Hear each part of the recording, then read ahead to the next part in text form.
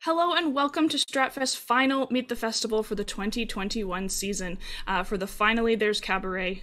Cabaret. Finally There's Sun Cabaret. I can't talk today. I'm sorry. This is just how it goes. My name's Stephanie Johns and I am Education Associate here at the Stratford Festival. And I'm so excited to be able to talk to both Sara Farb and Steve Ross this morning in discussing their cabaret, Finally There's Sun, theater, and also their careers. So as always, during Meet the Festival, we welcome your questions. So please write your questions in the YouTube chat and they will be filtered over to me and I will ask our amazing artists. But before we begin, I do want to take a few moments to recognize the land. I'm currently in my home in Stratford, and I'm on the original territory of the Adirondacks, the Anishinaabe, and the Mississaugas, and I'm grateful every day for the caretakers of this land, and I encourage you at home to do some research. There's a lovely website, native-land.ca, for you to find out who came before you on the land you live on. And without further ado, I'm going to introduce our lovely artist this morning. So Steve Ross is the co-curator and co-director of and ensemble in Finally There's Sun. This is his 18th season at the festival, and during those 18 seasons, you may have seen him in The Music Man, The Rocky Horror Show, I saw it a lot, Guys and Dolls, The Lion, the Witch, and the Wardrobe, Shakespeare in Love, Hamlet, The Alchemist, Man of La Mancha, Crazy for You, and Tommy, and that's, again, just to name a few. He also has graced the stages big and small at Can Stage, Talk is Free Theater, Musical Stage Company, the Grand Theater, Mirvish and Neptune, Aquarius, Chicago Shakespeare, the Citadel, and ATF. Steve has also written and directed a number of projects, with the most recent of his works, Goldfish, being performed with Here for Now Theater in Stratford right now. And then we have the lovely Sara Farb, and she is co-creator and co-director of and singer in Finally There's Sun. This is her 6th season here at the festival. Sara's Broadway debut was playing Delphi in Harry Potter and the Cursed Child. And at Stratford, she's played Juliet and Frank, which I also saw a lot. Cordelia, Mary in The Last Wife and The Virgin Trial. Petra in A Little Night Music. Lucy in The Lion, the Witch, and the Wardrobe.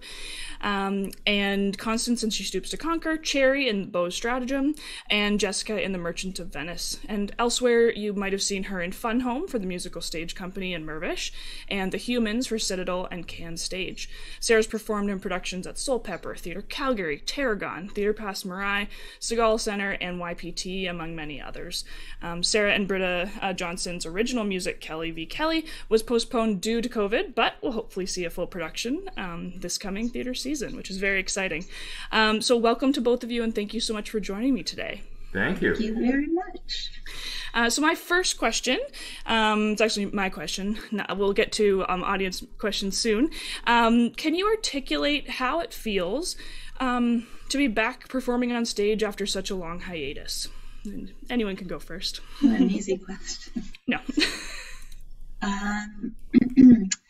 Yeah, it's unusual. It feels really good, but there's a lot that I forgot happens to relearn. A lot about nerves, a lot about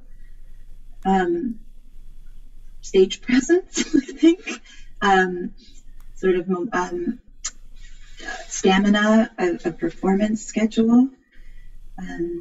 Once you're on that hamster wheel, you sort of don't realize how much effort it takes to sustain an 8-show week, or even a 90-minute show. So, relearning that, you sort of lose it quickly. It's like working out for a while and then just stopping. And it takes a long time to rebuild the muscle. So I'd say, it's been a learning curve. Yeah, it's definitely a muscle, isn't it? I think it's the best way to put it.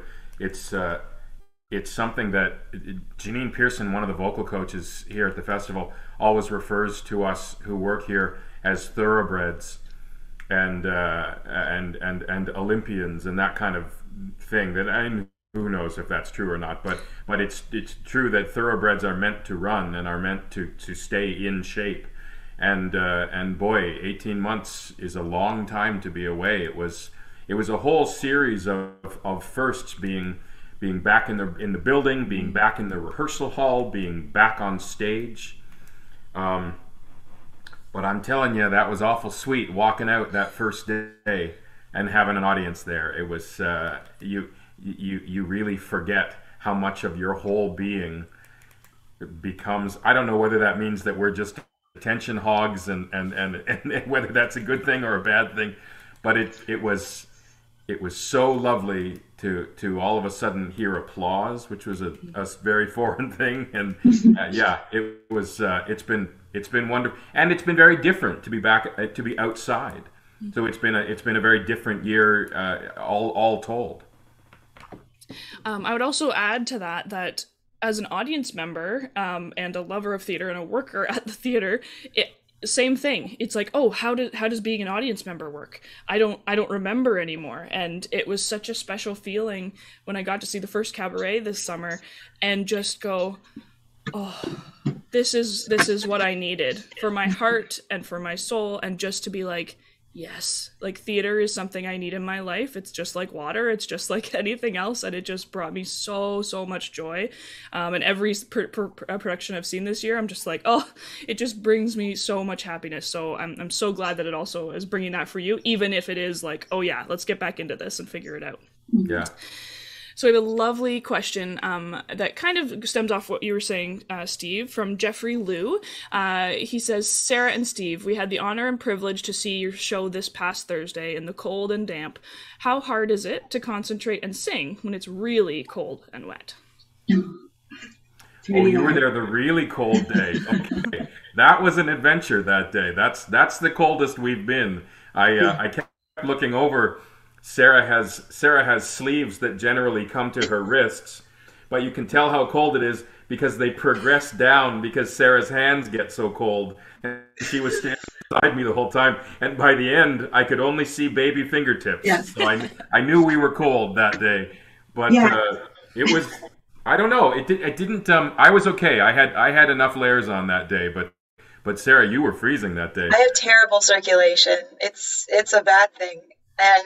And the standing up and then sitting down for longish stretches during numbers that I'm not in are just sort of the thing that puts me over the edge. And you can only be warmed so much by the light of your colleagues shining on stage, because then your temperature drops and basically you're sitting still. And by the end, it's chattery, it's shaky. So it's a challenge. It's a challenge. I think the thing that I worry about the most, because I'm a little bit cold, but I'm at least getting up and down, as Sarah says. I then start to get neurotic about, oh God, they hate it in the audience and they're freezing and they wish they could go home and they this and that, and so I just worry about the audience more, having to just sit there, because I've sat in the audience in a cold outdoor festival, and it gets on your mind, and it's hard to enjoy the show that way. So yeah, I get worried about the audience. So thank you for sitting through that cold day. And also, have there been any challenges with being outdoors aside from cold and weather that you didn't expect, like noise or anything like that from the world that you've noticed? It's been okay. The one wall at the back of the audience is a bit of a thoroughfare for people who go on their daily walks with dogs and kids and stuff. And so I don't think occasionally people know that there's something going on. So you'll hear loud kids or at inappropriate moments or whatever. But I mean, what are you going to do? It's outdoors. And the odd siren and things. We filmed the show for streaming on Tuesday, and we filmed both performances, and so of course we were all hyper aware of, a water bottle dropped during one of my numbers, and you thought, oh no, we've lost it, and then a siren went off, and so we were hyper aware on the Tuesday about the noise, but it's not been too bad.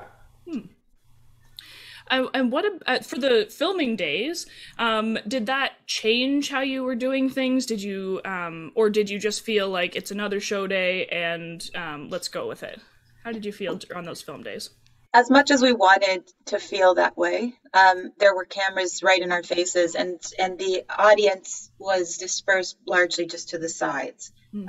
So we tried to include them as much as possible, but it did. I mean, I think we did our show really well that day. I think especially the first show felt like we could probably go with that and it would feel good, which felt really nice. But yeah, it's like with the shooting of the Shakespeare plays or whatever, you're never not aware that a camera's on you, and there's something nice about distance on a stage from an audience, like not being able to see if there's something in my nose or something, like you don't want a take to be ruined because something's in my nose during a song. That would be so sad. Yeah. So there's an awareness of hyper closeness that sort of shifts focus for me a little, but anytime I would find myself thinking about that, I would just remember this was a live show first and foremost, and sort of helped. I do think the product is going to be good. It sounds great. Yeah. It's exciting. Yeah. We have another question from the audience. Wynn Walters, thank you. So they've seen 2 cabarets, and it seems like this is a series that combines veteran performers with newcomers, often first-timers at Stratford. Is this intentional? In your opinion, and for yours, I suppose, is it intentional, or was it intentional? It wasn't a deal breaker, but it was. We were very excited to find two newbies to the festival. We loved both. We already loved Noah and Germaine just from their talent, and they were our first picks. But we were also thrilled that we could introduce Stratford audiences to them. So it was somewhat intentional for us. We thought about a lot of folks. It was very interesting to be part of the casting process, whereas usually as actors, you just sort of pray to be cast and hope for a job, and then all of a sudden to have the ability to give work to 2 other people. But we were, we were very excited, and we continue to be excited as we hear the reactions to both of them in the cabaret every day, because they have some pretty flashy numbers, and it's so it's great. We're so pleased that they were on board. Awesome. So kind of stemming from that, how did the process of curating this cabaret differ from previous collaborations like the Victory Cabaret and the New Cabaret? If it did. We had a lot more time. I think we were very intent on making this a clear story, as clear a story as possible, given what we were setting out to do, which was to sort of trace through the pandemic. And so not to say that like we approached any of the other ones without the same kind of intention, but I think that the gravity and the weight of this story and these choices were greater. People have been very pleased with how intentionally things have been seem to have been chosen. The songs, the bits of text, and we're very proud of that, because it was with great intention and with a lot of thought and attention to detail. And I would say, given the same amount of time, probably we could say the same for the others, but this definitely felt like a much more meditative and conscious decision cycle. I found it also changed more in the room. With the New Cabaret and the Victory Cabaret, we would catch rehearsals as we could, because we were all in an 8-show schedule. Mm-hmm. So it was a bit of catch as catch can. This was a straight 6 days of being able to focus just on the work. And so things were changing right up to we made a cut the day before we left the rehearsal hall, even just because we thought, you know what, we're still honing this one just isn't making sense now that we're hearing it all the way through and stuff. So we were making changes like that in a way that we didn't with the new Cabaret or Victory. Oh, that's very cool to know. We have another question that kind of goes along with this. Paula Brown, she's wondering, how long did it take to develop the content of this wonderful and inspiring cabaret? So you kind of talked about that it was a longer process, but do you know approximately how long? Anthony talked to us back in December initially. And there was actually talk of just remounting the Victory Cabaret. Because it was somewhat triumphant and whatever, and the more we thought about it, the more we got ideas to come up with a new show. So yeah, it was since, so I guess about 6 months, which is longer than we had for the other cabarets. But wow. But certainly I think mid-December we were spoken to. Yeah. So. Awesome. And we have a question from Elizabeth Thomas. You mentioned in Healing Through Music that you had tons of songs you ended up not using. Is there a song you wish could have been included? Oh, that's a good question. The song that we cut that day before we left was Back to Before from Ragtime, which for a long time was like a staple of the show. It was very much a centerpiece, and then hearing it in context, it was just feeling a bit redundant and dragging things out a bit. But that's a song I love far before we put this show together. But especially in the context of a show like this, the sentiment of it, and just the songwriting is just so stunning. It's such a gorgeous song. Mm-hmm. So, the B-side would have that song to me. The DVD version, it'll be in the cuts. Yeah, be the director's cut. And what about you, Steve? Was there a song that kind of you really wish you could have made happen? It seems like because for about at least 3 months, this has been the set list. We figured out, we narrowed it down to this set list. But yes, there were definitely a couple of tunes that it did hurt to think, okay, no, I guess it won't fit. I guess it won't. But now I can't imagine a structure different than this one. Right. So it's because we've been doing it for so long and it feels in our bones now. Not for so long, only 3 weeks, but that's long for a cabaret, and it feels like this is the structure that we, and I'm pleased with it. I've yet to tire of any of the music as I sit there and listen to the other three every day sing it. Which is I think testament to the fact that we chose the right tunes. But absolutely. Yeah, there's always ones that got away. Yeah. We have another question from Paula Brown. And she's wondering, did you consider the effect that the pro-vaccine content might have on a vaccine-hesitant patron? In fact. Absolutely did. Yeah, we had actually a walkout the other day. Yeah. A vaccine-hesitant, I don't know what their exact stand was, but it had everything to do with the pro-vaccine content. And okay. Yeah, it's tricky. I guess I'm pro-vaccine. So and as are many people, and are the large portion of the audience. It seems when we read a statistic every day and we update that statistic about what the percentage is of eligible Canadians who are vaccinated. And it always gets a round of applause, which makes me think, okay, we are doing the right thing. But yeah, I mean, you don't want to turn anyone off, and you don't want to turn.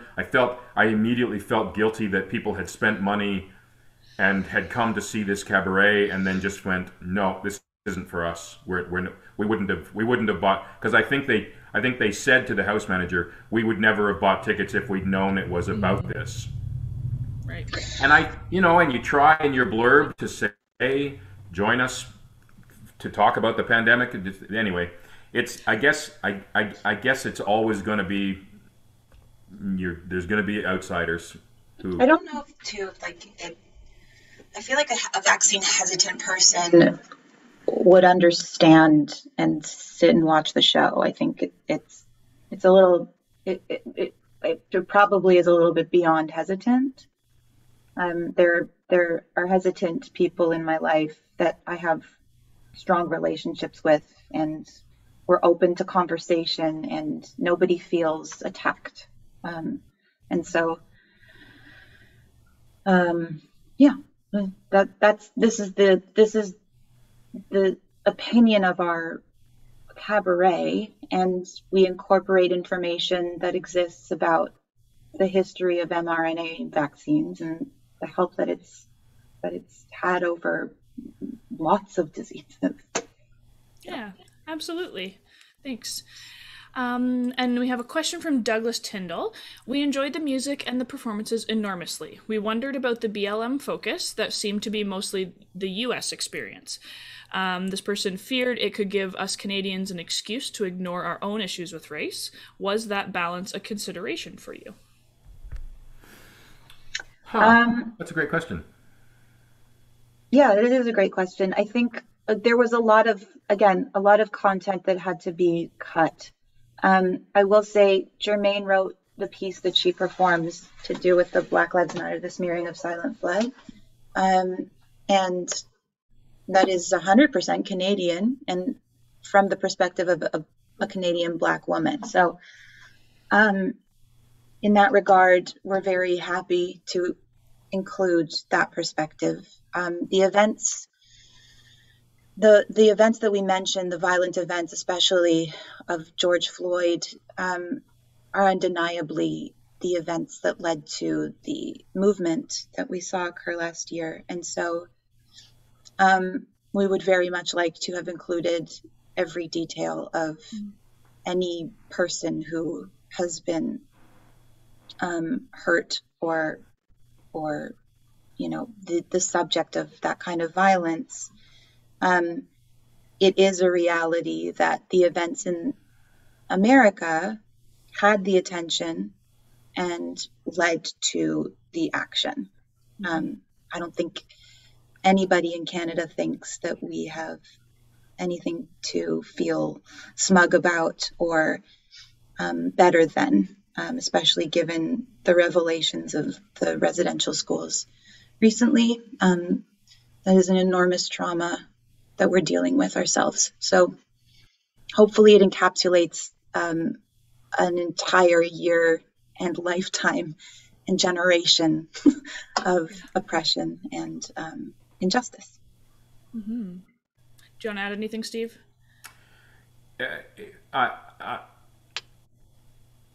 It was never intentional. Well, it was. I mean, the content. But as Sarah said, we had a lot more content, and some of it was Canadian content, and it unfortunately had to be trimmed. But it was never our intention to just to say, oh, Canada, we're fine.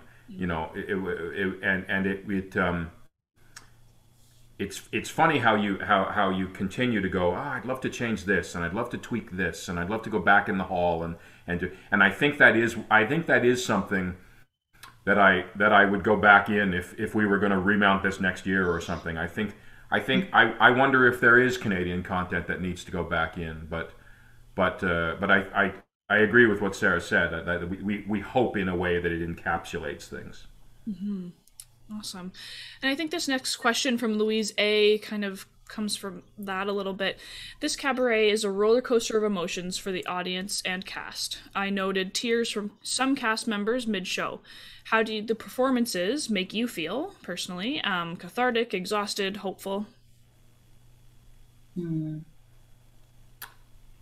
Depends on Sarah, the day. Depends on the day. It depends on the day. There are...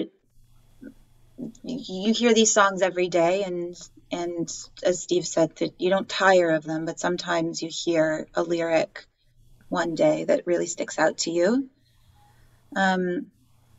or you notice a castmate connecting to a song in a different way. And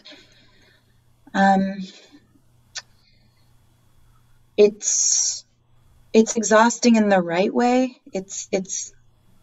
We're asking ourselves and we're asking the audience to come along with us through something that we already have been through, and a lot of people are not interested in revisiting.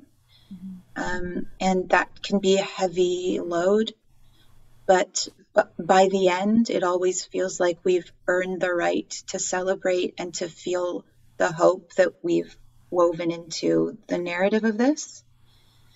And so it never feels unpleasant. It's usually there is some catharsis, and I do get quite emotional singing poetry because it's a hard song to not feel emotional doing or hearing, and I let it exist, and I let it show, and I let myself feel it, and feeling it helps me enjoy the latter half of the show, which is much brighter and more hopeful. Right. Awesome. Yeah, I would agree. It feels like by the end, I never leave the stage thinking, because I do occasionally midway through the show have an ear to the audience and think, is it too much today? Are we reaching you today? Are you going with us today? And but by the end of the show, I feel like we have brought them through the other end, and that seems to be a common thread of people who stop us after the show and say, it was heavy, but you did bring us a bit of sun at the end. So this is good. This was the intention. So Absolutely. And I think going back to the name of the cabaret, it's like, yes, we're going to go through these hard times, but we're going to get there together. Yeah. Which is so nice. And I see there's a response to your answers to the BLM question from Douglas, and he says, thank you so much for your response. I will add, Germaine's piece was brilliant and deeply moving. So just a comment there. Yes. So I have another question. We were able to visit Stratford twice from Ottawa in July and August, but could only see 3 of the cabarets. We're watching the online versions as they come out, and they are shorter. Rights problems? And I mean, I can even answer that, yes. Yes, Yeah. That is the short answer. Yeah. Rights are always a long thing, and sometimes people they don't agree, and that's kind of how it goes. But I know that they're doing their best to get as many rights to as many songs as possible. So that's where we are. It's a very very long process. We submitted songs back in February, and just 2 days ago we had another one approved.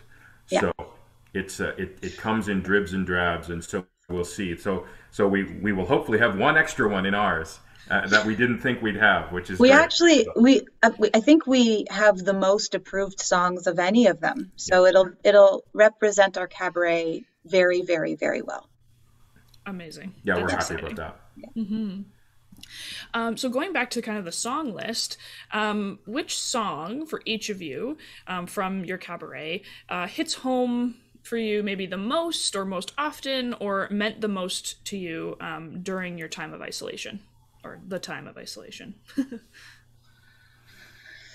Steve sings a song called Hope by Jason Robert Brown that is gorgeous. It's so simple, and it's about the very delicate movement towards feelings of optimism. And there's a lyric that says, I underestimated I got dressed. I underestimated how much that would take.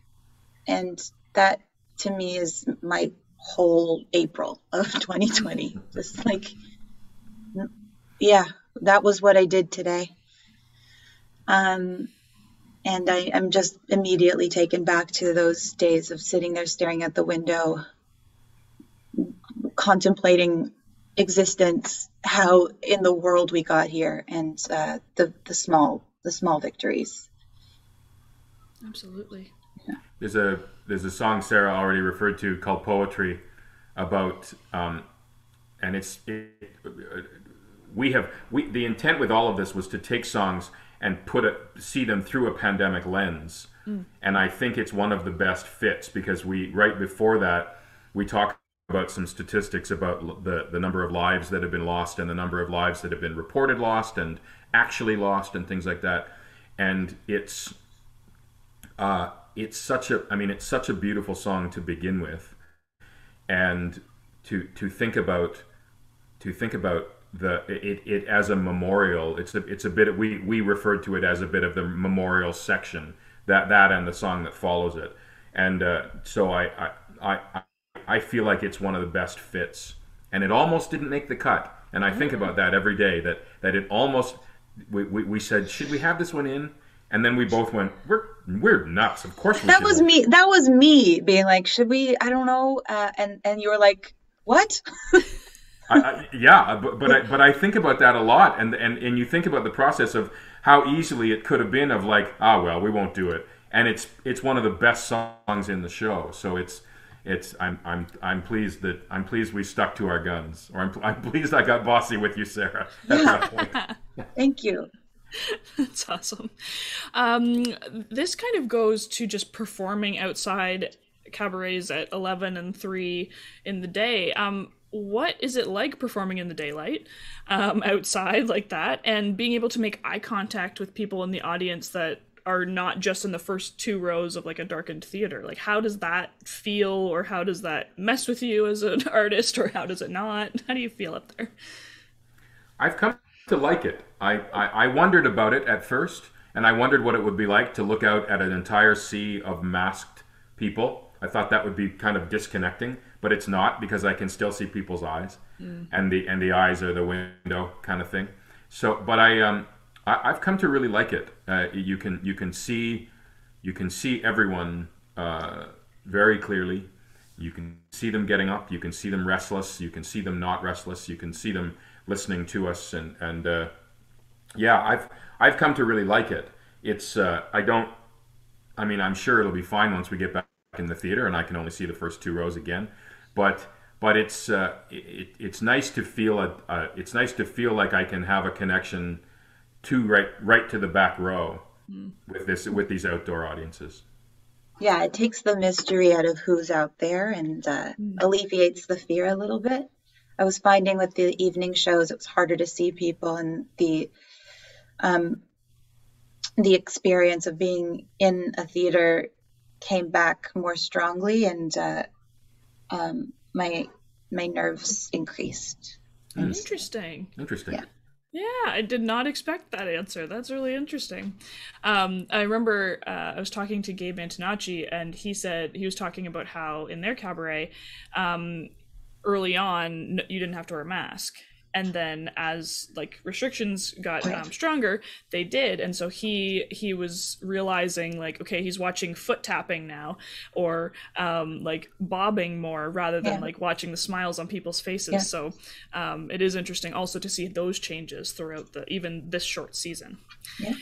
I'm wondering also, what you mentioned, the rehearsal process in the room, 6 days.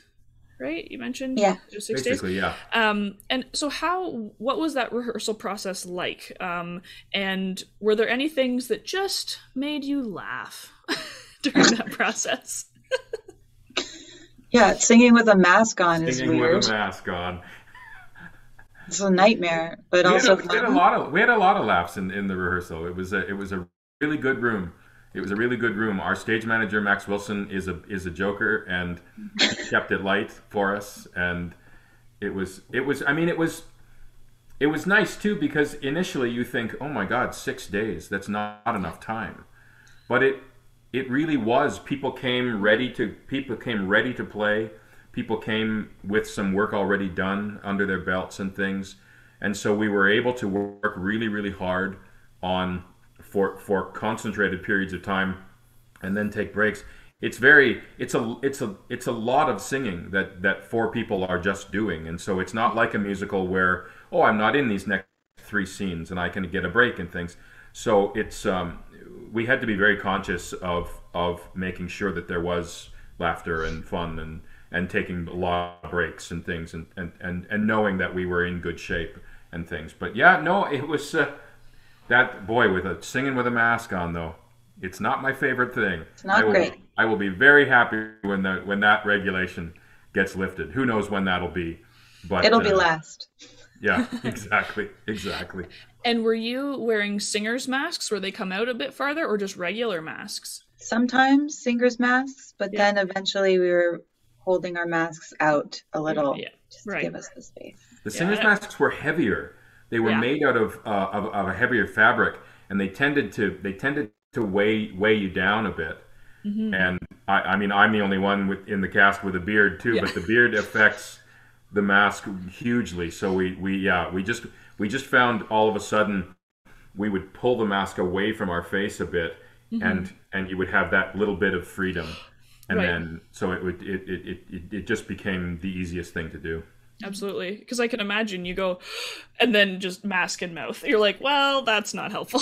So and there's just something psychological about it being a barrier, and singing past it. So I remember coming home from the first day quite vocally tired because I was pushing too much, thinking I've got to get my sound out, and we just had to come to terms with we will not really be able to blend and things like that until we get outside and get the masks off. Right. And that was the case. So yeah. And were there like plexiglass the walls and stuff too, or was okay between us? Yeah, amazing, very interesting. I can't imagine just any of that, really. I mean, I can imagine it. It would be so hard, so hard. So we're so thankful that you went through that. It was very strange. It was very strange to have all of these barriers. Mm-hmm. But yeah, I think we just had a laugh about it every once in a while and took a break and went outside and took the mask off for 2 minutes and put it back on and things. I enjoy bothering. I enjoy bothering Steve, so I would tap on the glass next to him, and he would get angry at me. It was the best. He does enjoy bothering me, so that's fair. I think people, when you have that kind of friendship, it's you gotta have that. So this is more of like a general question, just in terms of your careers. When did you personally know that you wanted to perform, that was something that you needed in your heart and in your life? And were there any people or things that inspired you to do so? I was very, very young.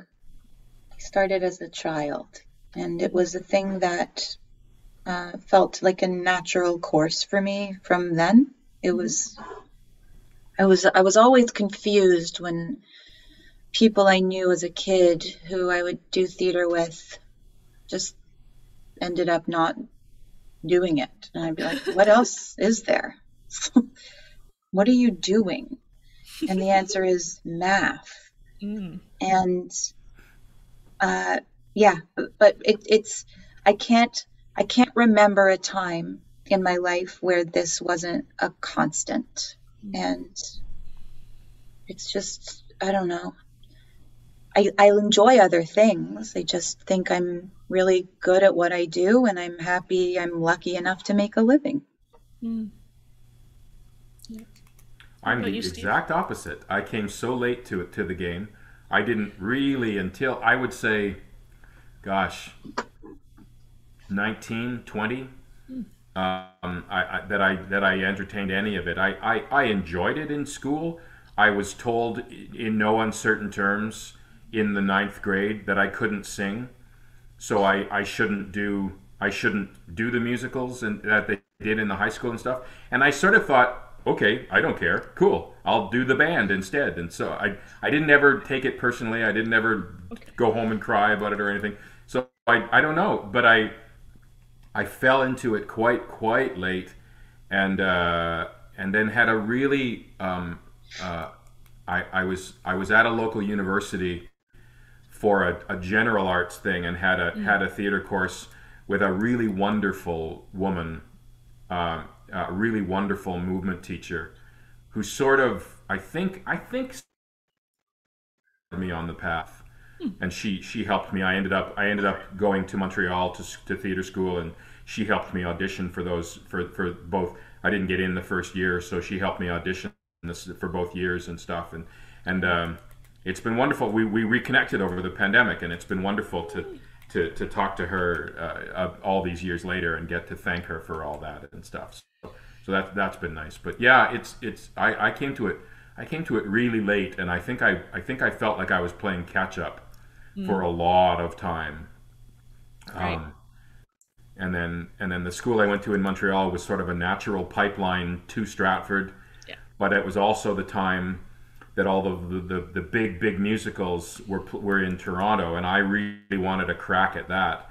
So I didn't go to Stratford for the first 7 years out of school, and then finally sort of went, oh, wait a second, you can do plays and musicals at this place. Sign me up. So yeah, that was sort of the penny dropping when I could see people like Scott Wentworth doing a play and a musical in the same season, and you thought, no, that's exactly what I want. So yeah, and I think it's kind of neat that both of you and Sarah, have that. Like, both of you are in plays, you are in musicals, and you're both just so talented in both. And I, both of you know I love you both. But like the first time I saw you, Steve, was Pirates of Penzance in 2012, and I just, everything changed for me. I'm just like, you're so cool, I need to follow your career. And that is what happened. And then eventually I got to work at the festival. My first season there was the Diary Van Frank year, and I saw it over and over again from different places in the theater. And the two of you just have such obviously a presence. That's a normal word that people use about the actors, but I just mean a kindness and a sweetness in your lives, but then also just such wonderful talent on those stages, and I'm just so grateful to know both of you. So is what I'm trying to say here. Well, thanks. I think we're lucky. I think we would both consider ourselves real lucky to be here, because it's there are very few places that offer opportunities like this place does.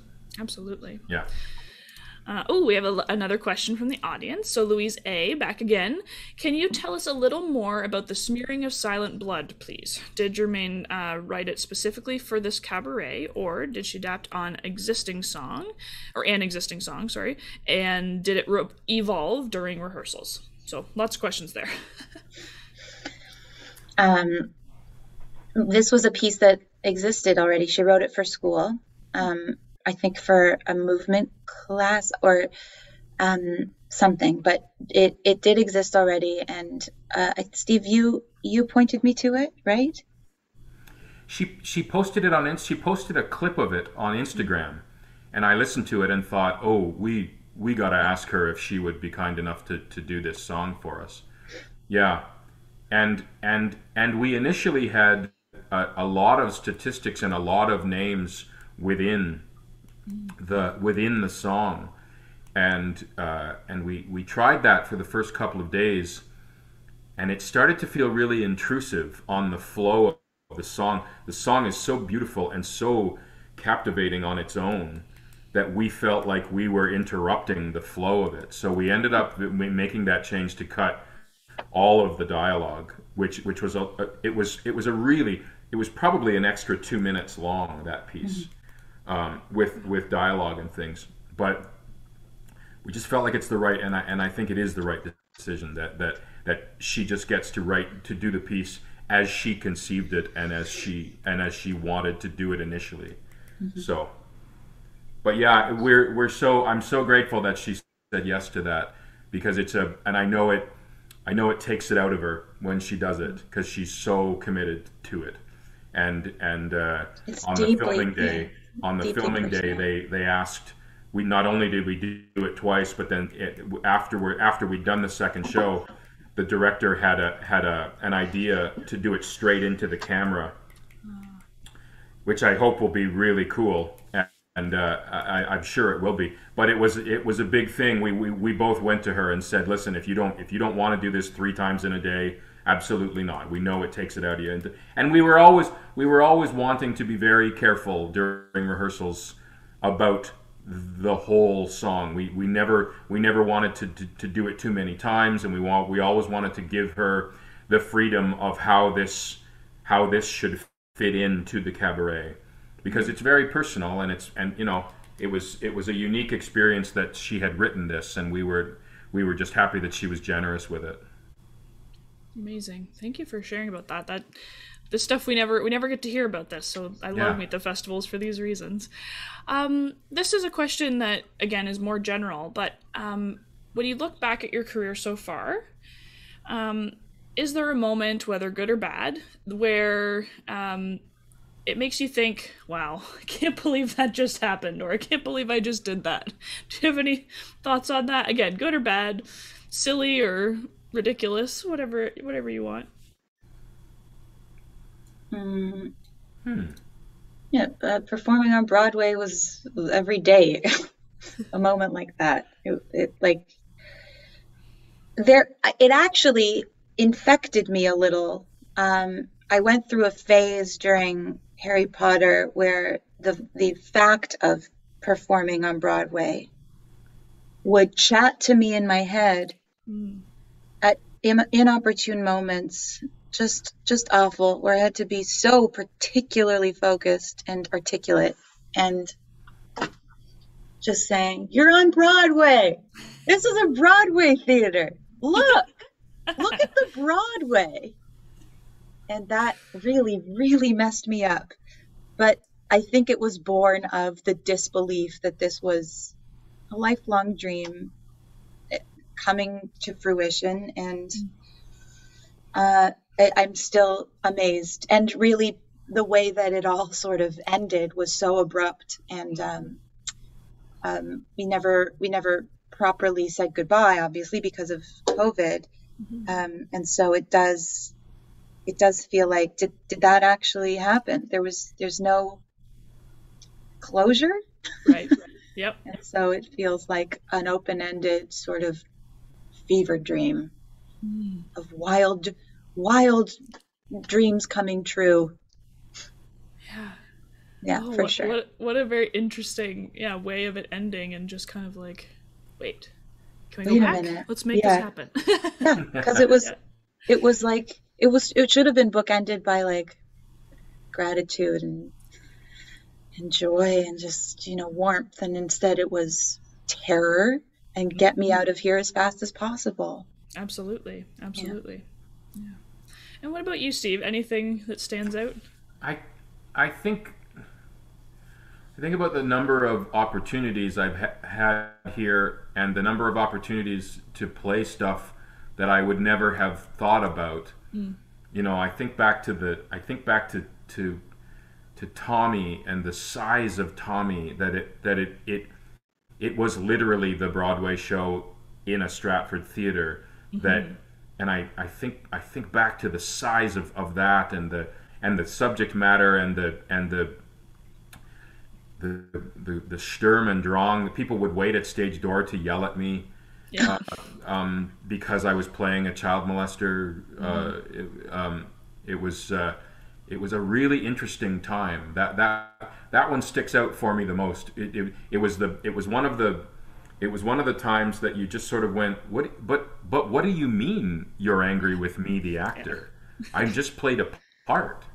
And then and then interviewers would want to interview me and say, well, why would you want to play someone like this? They're monsters. And you think, well, that's not our job to play, to judge the characters. We're just playing these people, these flawed, wonderful human beings and stuff. But it was the first time that for the whole summer, occasionally you would have people seek you out and actually want to harm you because of what you'd done on stage. And in a way, you take it as a giant compliment, because you clearly got through. But in a way, you think, how can you not separate? It sort of became this interesting meta experience. That was one of the. I mean, I can name a bunch of other ones here too, but it sort of really drove home the power that we have up there on stage. Big time. And I think it separate, like, people can't separate you, the person, from the character sometimes because of how good job you did, or how like invested they ended up being in that show. And it's a beautiful thing to like realize that like, wow, I have this power, but it's also like, I'm a human, be nice, like this is ridiculous. And I know like Randy Houston had that same issue. He was getting some like when he in To Kill a Mockingbird, right? And I can only imagine how hard that is to want to come to work every day and do these plays when you're like, I know I'm doing a good thing in showing this, but it feels awful as the human on the other side of it. Yeah, it's very interesting. It's very interesting. Yeah. I remember Tyrone Savage had a really, really hard time in Anne Frank playing a Nazi, just being the one to find us like up in the attic. Like I remember that was heavy for him. He was miserable about it. And he's such a joyous human being as a person, so to like watch that, I'm sure was like really, really hard. Absolutely. We have another question from the audience. So Paula Brown is wondering, why did you list the songs in alphabetical order in the program rather in order of performance? It kept me on my toes trying to find out which song you were singing each time. Excellent question, Paula. We have done that with all the cabarets we've done, because we find that occasionally, and I am guilty of it myself, if I see a song list in the order that the songs are in, I will wait for a particular song, and I won't necessarily pay attention to the songs prior to that. So we found that if we just list them alphabetically and say, these are the songs you're going to hear tonight at some point, it alleviates that sometimes. This was our reasoning behind it. There was no devious plotting or anything, but we just did find, and I am as guilty as the next person of it, of waiting for a song. When are they going to do this one? I want to hear this one. I want to hear this one. And you think, well, let's try to get away from that, and let's try to just have it be alphabetical. So I was going to say, I do that exact thing. I look at it, I'm like, okay, I'm excited for this, I don't know this, okay, let's go. But I do that exact same thing, so that's funny that was part of it. Pure human nature. Yeah. But that was our plan for that. Oh, that's awesome. Again, another more general question. It's a big one though. Dream cast the leads to your favorite musical theater show.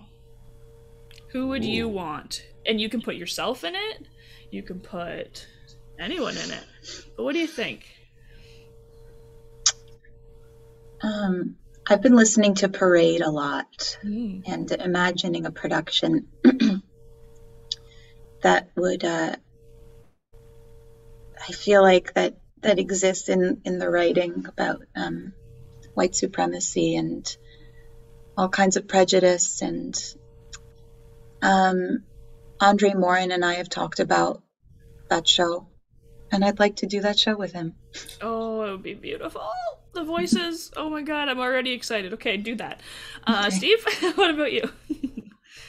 I would require a time machine for mine. Okay. Sounds good. I would want to go just about 10 years back in time and see Jimmy Blendick play Sweeney Todd on the festival stage. That would be pretty amazing. Can you imagine up on the balcony and the trap door and the barbershop chair and bodies coming down and on the Have festival? They ever done that? They've never done that, obviously. I think it sometimes gets brought up, but I think it's a worry that sometimes Sondheim doesn't sell. And I know, and especially in that theater, like that. We have seen that it doesn't sell. You have the Sondheim fans who come and see it, but then you're left with another 6 months of running the show. But oh, it's okay. I'd be there every performance. Fiscally sound year, I would have loved. I always wanted to see Jimmy play that role and hear him sing that role, and I think it would have been. I didn't know he was a singer. He has a really interesting voice. I think it probably would have been a taxing role for him because it's an unbelievably hard sing that role. Yeah. But yes, and then I would happily be the Beatle or something in it. Amazing. So I could watch it every night. So what a dream. I would want Bridget Wilson in there too. I think. Oh, sure. She's just so like silly and creepy, and it would just be it would be so good. Yeah, get Bridget in there. Yeah. Okay. Amazing. We have another question from the audience. Michelle Boniface is wondering, the poetry song is brilliant and beautiful. The highlight of the show for me. What is the origin? That song's written by Britta Johnson, who's a dear friend and collaborator, and it's from a show that she wrote entirely, book, lyrics, music, called Life After. And it's an extraordinary piece of theater, and it's been produced at Canadian Stage and at the Old Globe in San Diego, and it was meant to have a production at Arena Stage in Washington, and that song is one of the best things she's ever written, which is really saying something, because she's, I think, the best musical theater writer in the country. It's pretty amazing. Yeah. Awesome. And another, again, general career question. What has been your all-time favorite role to play? It can be a musical or play or in a cabaret even. And what did that role mean to you?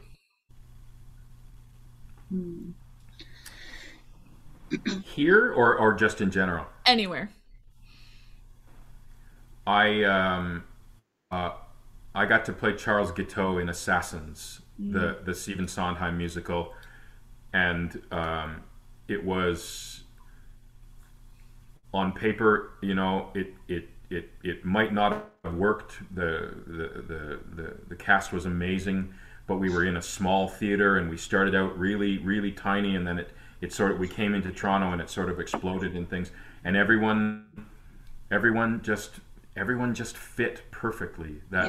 Everything came together in that show, and I never grew tired. We remounted it 3 different times, and we re-rehearsed it 3 different times, and I never got sick of rehearsing it. I never got sick of living in that skin of that poor, weird, awful man. It was talk about playing monsters. But we never saw it that way. We just saw them as flawed human beings. And yeah, I feel so lucky to. But at the same time, here we did a production of The Grapes of Wrath, and I got to play Noah, one of the sons, and it's still my favorite thing that I've done here. And I know a lot of people think, oh boy, that was a really dark show, but there was so much joy in the cast, and so much joy of bringing it to the stage with it, and I got to sit out one night and watch it, and I was even more baffled at the beautiful job that Anthony Cimolino did with directing it, and it was so yeah. Those 2 I stole 2. Instead of 1, I stole 2. Love it. And what about you, Sarah? I'd say playing Mary in the trilogy. Well, 2/3. But having a play.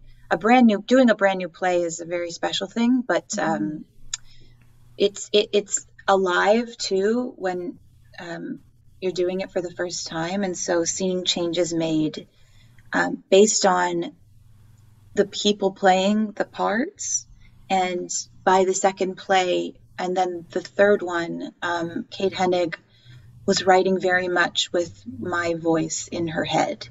And our relationship, and that was a thrill, and it fit just so comfortably.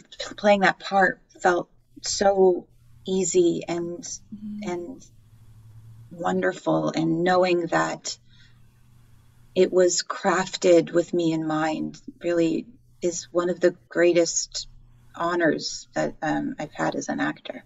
And Kate's words, like whenever, even emails from her are beautiful, you know? Yeah. Like, I know that sounds like a funny thing, but when you get an email from Kate Hennig, first of all, you're like, ooh, Kate. But also, it's just so beautifully written, and I reread my emails like 6 times to make sure they make sense and like the words are correct, because she's just so perfect. Yeah. So, I can only imagine how the wonderful joy you must have had to feel those words being like, yeah, this is me. That's so cool. Yeah. Oh, man. We are basically at the end. However, Steve, there's a quick question for you. When did you finally discover you do have a fantastic singing voice? I don't know if I have yet. Oh, shut up. And Sarah will attest to my neurosis. I started to sing second year in Montreal.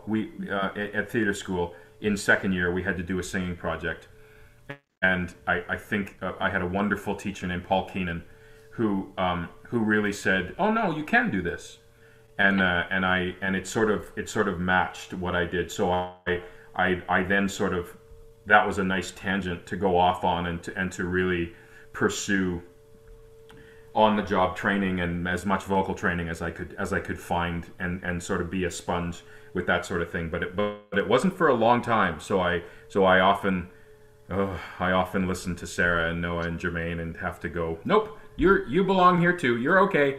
But Sarah has had to talk me off the ledge a couple of times. So. Oh, imposter syndrome, it gets us all, doesn't it? It's a huge thing. It keeps us honest. It's true. It's true. And we have a lovely comment here from Jasmine. She says that she's really enjoying this interview, as indeed she does every live Stratford Company event that she's watched, which is many, and she can't wait to see them all doing what they do, what they so love on theater stages again. So that's what a thank you, a wonderful comment, Jasmine. Thank you. Thank you. And we are at time, so I just want to say thank you. Both for being so candid this morning and letting me gush a little bit as well. That's always fun. And also thank you at home who tuned in live today and then who will be tuning in at a later date to watch this interview. We're so thankful for your love of Meet the Festival interviews, and we cannot wait to see you next season. So bye everybody. Thank you.